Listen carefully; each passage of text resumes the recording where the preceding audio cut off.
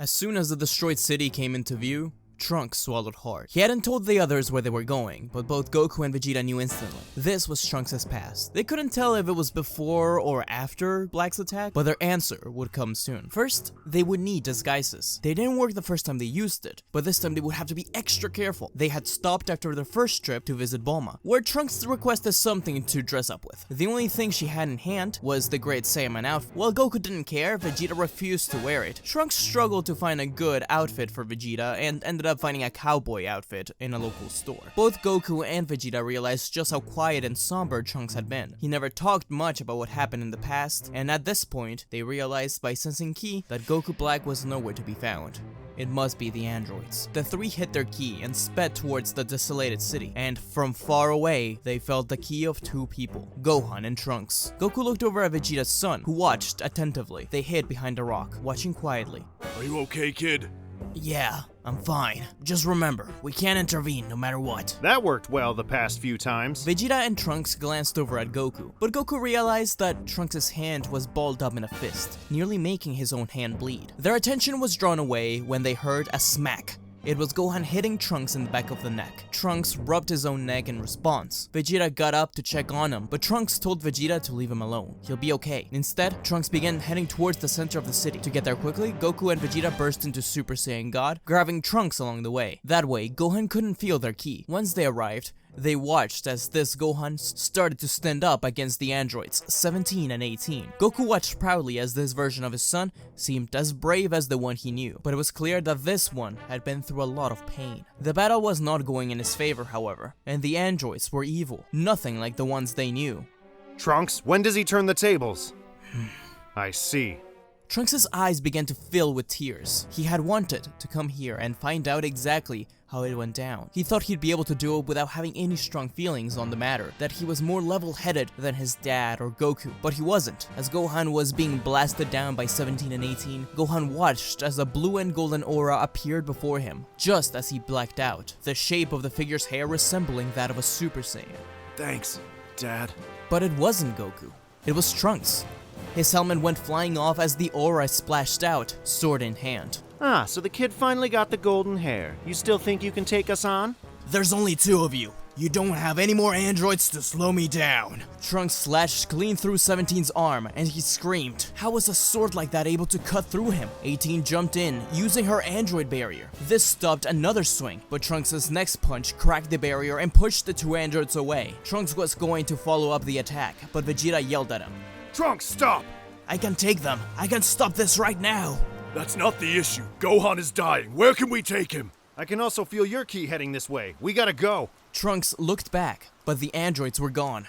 His hair went back to normal, and he fell to his knees. He could recall the first time he used this transformation, and he hugged Future Gohan tightly. He felt them fading away. Quickly, he told Goku to lock onto his mother's ki and teleport. Bulma was finishing the plans of the time machine when something came through the door. She was about to ask where Trunks had been all day, but as she turned around, she saw Trunks, but older, a near-dead Gohan, and behind him, Goku and Vegeta. Her eyes filled with tears instantly. It was overwhelming, but she didn't have time to question anything. Telling Trunks to lay Gohan on the table, she began to work on him, not allowing anyone to talk. She had to concentrate. After Gohan was stabilized, she turned around and slapped Vegeta, but instantly fell to his arms with a tight hug. Then brought in Goku for a hug as well. She then moved to look at Trunks, caressing his face with proud love. She said that her son looked tired and could feel the pain behind those eyes. Trunks also hugged her, but as she did, the door swung open. Mom, I can't find Mom, Dad?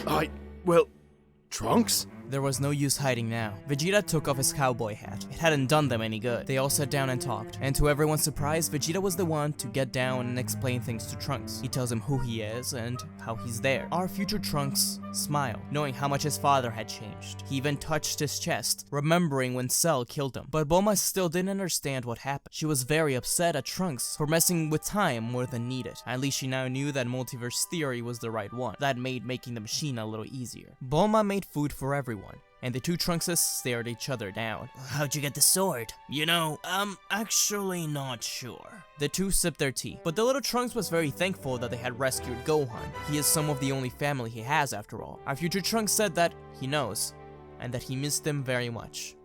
Everyone stayed quiet and just looked at him. But from behind, Future Gohan woke up, stepping into the kitchen. Bulma was worried that he could have a heart attack or something from seeing Goku. But before she could say anything, Goku was already right in front of his son. Gohan's eyes widened, and with his one arm, hugged him. It was a long, long hug. Goku said to Gohan that he was very proud of him, and that it will all make sense in a second. But Goku pulled back, and the two Trunkses yelled Gohan's name. They ran up to him. Gohan looked at the older Trunks, and it took him a second to recognize him. However, knowing of Bulma's time machine, he only had one question.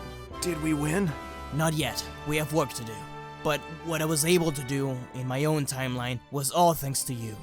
Thank you, Gohan. They explained everything to him and the rest. Meanwhile, far away, 18 and 17 discussed their last defeat. How could that have happened? Something strange had occurred. They saw three figures, one that looked like Goku, and that kid was very different from what they expected. He did mention something strange, more androids. Were there more Red Ribbon androids around? 17 and 18 decided to look at Jiro's old hideout HQ. There, they found a capsule they had not remembered. Android 16. The two opened it, and the hulking android stepped out. This guy was completely mechanical, and potentially very powerful. They could use his help, but would it be enough? Android 16 was only interested in defeating Goku, but according to his data, Goku was already dead. He was going to step back into slumber when 18 stopped him. According to her, the data could be wrong. Not only was Goku's kid alive, but they saw someone who looked very much like Goku in the city. It might be worth investigating. This piqued 16's interest, but recognized that whatever had beaten 18 and 17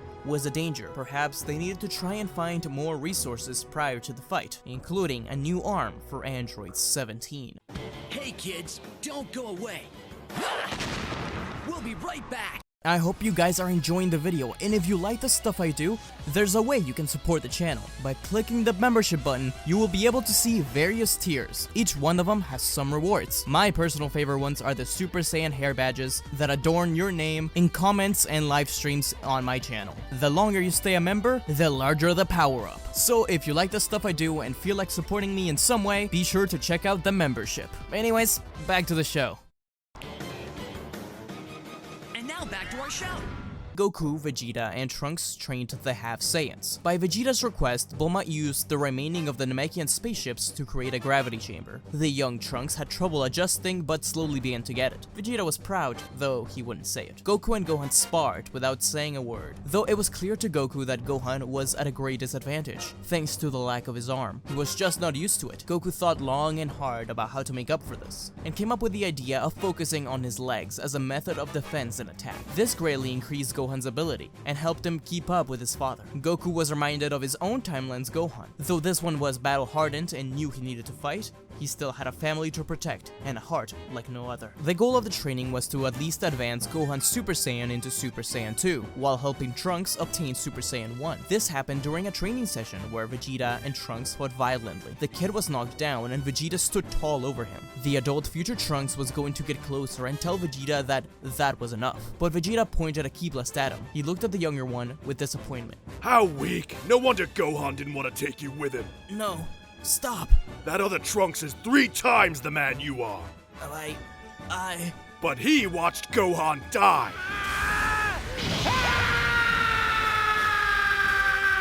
Trunks punches Vegeta, but Vegeta catches it and brings in Trunks for a hug. After training for a month, Gohan also found Super Saiyan 2 with some help from the adult Trunks. Trunks also wants to push them a little further beyond. As Goku and Vegeta saw, Trunks has a form neither of them do. It was pushed entirely by rage. Trunks explained this to Gohan and Trunks, and though progress is made, Trunks thinks that facing the androids will do the trick. They were ready, but they couldn't find the androids anywhere. Trunks took his little self to destroy Jiro's lab, just in case Cell was going to be born eventually. Meanwhile, 17 obtained a new arm by taking in all androids and 16's help to reattach it. 16 explained that it would be irresponsible to fight as they are now, and that they needed some form of upgrade. He tells them that he knows of a place where Kami, the former guardian of Earth, once lived, at least according to legends. In the original story, when Piccolo fights 17, 16 recognizes that he has fused with Kami. Therefore, he must know a little bit about him. The team heads to the lookout, though it takes them a long time to find it. Once there, they look around, break things, make a mess. They couldn't find many interesting places except for an empty, large chamber.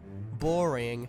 However, a shadow was moving around. 18 was curious and trapped it. Turned out to be Mr. Popo. She was going to kill him, but 16 stopped her. He questions Popo about the room, but he refuses to explain anything until he's beaten. He simply said that time works differently. A tired 17 simply flicked him away, off the lookout. They all went inside the room, and after an analysis, 16 realized that the time was going a lot slower in there. Both the androids are in awe. They can't really understand it, but this is what they needed. Though 16 could not get much stronger without technological upgrades, 17 and 18 could train themselves to achieve greater power. They would stay there for a few months. In that time, 16 became very close to the twins, and somehow, someway, they slowly began to change. But their plan was still in full force. In the time the androids were gone, West City started to be rebuilt, and things seemed to be getting better. However, the Dragon team knew it wasn't over just yet. One day, the androids showed up one more time. They didn't destroy anything, they simply found the warriors in a training field. This was it. 16 recognized Goku as his target and instantly went in for an attack. But Goku was a lot stronger than his data indicated. 17 was surprised that Vegeta was still alive. He was sure that he had finished him off properly. Everyone started to fight, but Vegeta pulled Trunks away, telling him to let Gohan and Trunks handle it. Goku fought 16 in his base form, trying to enjoy a fight he never got. Young Trunks launched himself at 18 as a Super Saiyan, trying his very best against her. Gohan fought 17 bravely, but Gohan noticed that 17 was a lot stronger than before. However, both Gohan and Trunks noticed that they weren't fighting as usual. They weren't fighting to torture, they were just fighting, as if enjoying themselves, not taunting or anything. Something was very wrong. What's going on? Why aren't you fighting for real? We are. They spent too much time with that hunk of junk. Huh?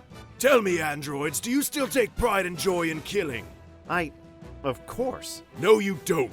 Because 16 over there taught you the value of life. That happened to the androids in our timeline, too. In fact, the blonde one married one of our friends. And you, 17, saved the entire universe. What the hell are you talking about, Beansprout? He's right, you know. So, we could end things here. Without killing anyone else? Android 17 finally admitted that it wasn't truly fun anymore. In response to this, Gohan got a clean right hook against both the androids' faces. They were sent flying into a rock formation, and they stood up rubbing their faces. Gohan turned around and said, although he should by all accounts kill them, he would rather them just leave. Forever. He's tired of death, and they have caused enough already. He's never going to forgive them. What the hell are you guys talking about? They destroyed your world. Trunks, it's over though. If they agree to leave, then... But they killed you. I watched them destroy your arm. They killed all of our friends. Which is why I think they should be cast away, but I don't want anyone else to die. No, I can't allow this. Trunks, wait! Trunks was clearly not thinking straight. The decision to travel back here was not a good idea. Too many bad memories. His aura burst into a blue and gold color, the one he had told his younger self about. 17 and 18 defended themselves, but they couldn't quite overpower Trunks, even when working together. Trunks' power was shaking the entire arena, but both Little Trunks and Gohan jumped in to try to stop Trunks. After all, the city was just starting to be rebuilt. They couldn't allow him to undo their progress. Why are you helping them? Look what you're doing, Trunks! Trunks takes one final swing at 17, going for his other arm. But 16 jumps in the way, interrupting his fight against Goku. Trunks cuts the robot's head clean off, and his eyes widen. He instantly powers down. 17 and 18 are panting, both running towards 16. They were angry, but Trunks looked at his hands, dropping his sword. 16 was okay, or at least his head was. Gohan approached him, telling him that Bulma could fix him. Everyone settled down a little, and Trunks took a step back. Vegeta offered that the androids could be taken off to a different Earth and start fresh in a new timeline. Gohan thought this would be best, and the androids agreed. Gohan could never forgive them for what they did, but he didn't have to kill them either. Before leaving, they offered to help them rebuild, but everyone would be scared if they saw them, so they were forced to wear the Great Saiyan Man outfits that Goku and Trunks wore before. They really got to see the destruction they had caused firsthand, and actually began to feel remorse. 16 was rebuilt and reprogrammed as to not kill Goku. He opted to stay in the past and help protect things along with Trunks and Gohan. Plus, he couldn't fit in the time machine. Goku warned them about an evil version of himself, and that they would need to train long and hard in order to save the world. Goku got an idea and teleported over to Beerus' planet. Beerus was asleep, but Goku snuck through in order to meet the Oracle Fish. He told him about the Super Saiyan God that Beerus could fight only if he went to Earth, got Gohan, and had Whis trained him. Just as he was about to leave, he heard footsteps. Huh? What are you doing here? You have the divine power of the gods. Ah, Lord Whis, ask the Oracle Fish. See ya! The angel was left confused, but smirked.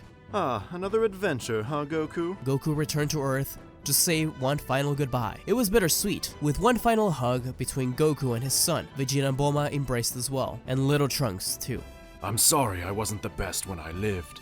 Bulma smiled warmly, explaining that she knew he had his own way of showing love. Future Trunks and Future Gohan fist bumped with a bright smile. Gohan told him just how proud he was of him, and Trunks could not help but shed a tear. The team left, ready to return home. It would be weird trying to explain to the other androids about these new ones. They had had many time travel adventures, but it was time to find their way back to their families. But as the time machine traveled through space and time, a small crack was heard, as if a crystal shattered. Only Trunks noticed it, but didn't think it could be anything. But that's for next time on Dragon Ball Super.